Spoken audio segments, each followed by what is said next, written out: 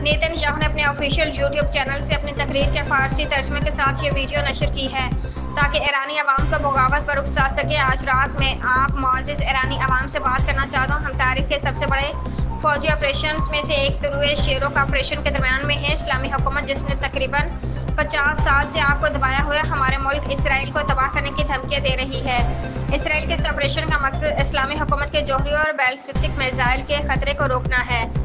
जब हम अपने मकसद तक पहुंच रहे हैं, हम आपके लिए भी आज़ादी के रास्ते को हमवार कर रहे हैं। गुज़श्ता 24 घंटों के दौरान हमने इस्लामी हुकूमत के सीनियर फौजी कमांडर्स, चोटी के जौहरी साइंसदानों, सबसे अहम यूरेनियम अफज़ोदगी के मराकज़ और उनके बैलिस्टिक मिसाइल के बड़े ज़ख़ीरे को तबाह कर दिया है। मज़ीद कार्रवाइयाँ भी होने वाली हैं। ये हुकूमत नहीं जानती कि ये ज़र्ब किस ताकत ने लगाई है और ना ये जानती कि आइंदा कौन सी ताकत ज़र्ब लगाएगी। ये हुकूमत कभी इतनी कमज़ोर नहीं हुई। यह आपका मौका कि आप खड़े हों और अपनी आवाज़ बुलंद करें।